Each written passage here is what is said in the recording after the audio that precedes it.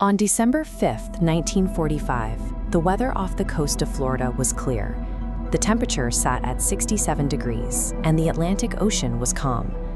5 American Navy bombers, designated Flight 19, taxied down the runway at Fort Lauderdale and lifted into the sky for a standard navigational training exercise.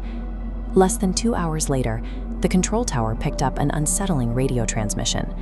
The flight leader reported that they could not see land. Minutes later, another pilot's voice crackled through the static, stating that everything looked strange, even the ocean itself.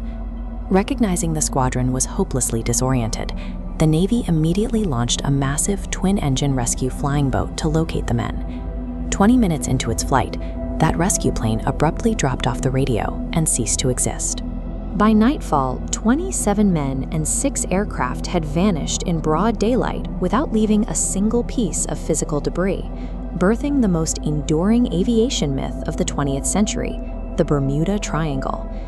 This map shows navigation problem number 1. It was meant to be a simple triangular route: fly 56 miles east to drop inert bombs at Hens and Chicken Shoals, turn north for 73 miles over Grand Bahama Island, and finally head southwest back to base. The man leading the exercise was Lieutenant Charles Carroll Taylor. He was a seasoned combat veteran who had flown missions in the Pacific Theater, logging over 2,500 hours of flight time. The aircraft he and his students flew were TBM Avenger torpedo bombers. Weighing 10,000 pounds empty, they were heavily armored, fully fueled, and proven reliable in extensive World War II combat.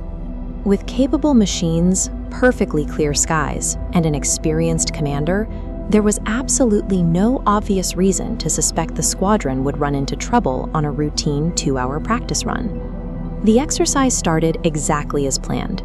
The squadron reached the shoals and successfully completed their low-level bombing runs without incident.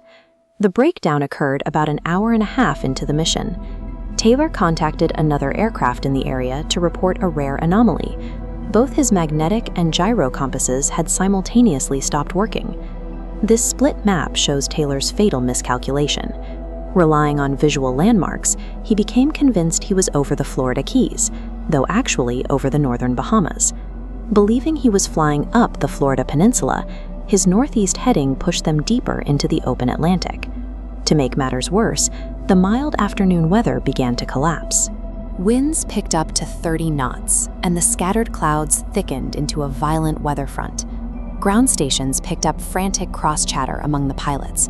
The students realized the error, with one Marine captain stating clearly over the radio that if they simply turned west, they would hit the coast and make it home. But military doctrine dictates that a formation follows its flight leader. Bound by strict discipline, the students stayed in position, trailing their disoriented commander straight into the incoming, darkening storm.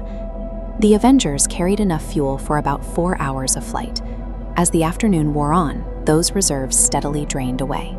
Back on the mainland, military radio stations managed to triangulate Flight 19's signal, accurately placing the group well north of the Bahamas and far east of the Florida coast. However, growing static, the distance of the aircraft, and heavy interference from Cuban radio stations made two-way communication nearly impossible. The controllers knew exactly where the planes were, but they could not get the message through to the pilots. By 5:30 p.m., the sun finally set.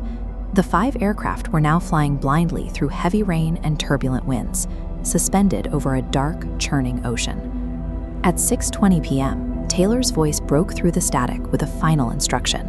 He ordered the formation to close up tight, stating that when the first plane dropped below 10 gallons of fuel, they would all ditch into the water together.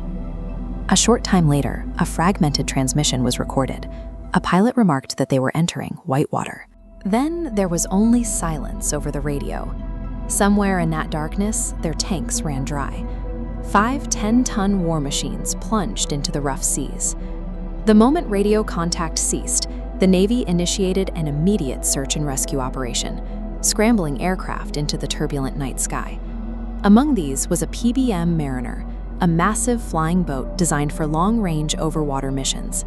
A crew of 13 men hurried aboard and lifted off to scan the last known coordinates of the missing squadron.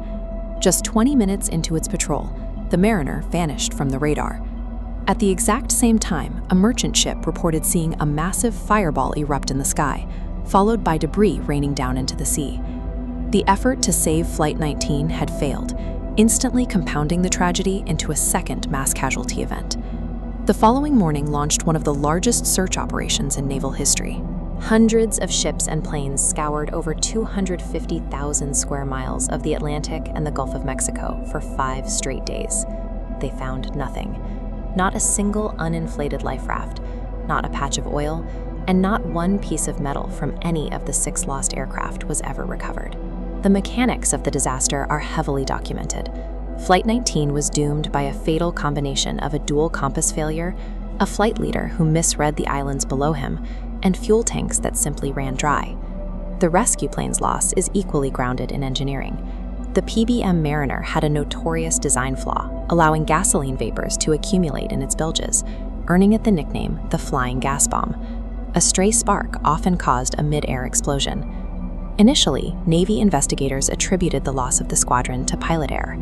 However, to spare Lieutenant Taylor's grieving family, they later amended the official cause to unknown.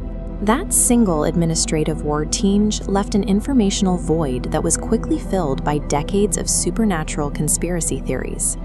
There are logical explanations for every event on December 5, 1945, but the fact remains: 27 men and 6 military aircraft vanished without a physical trace, leaving an enduring scar on the Atlantic that may never fully be solved.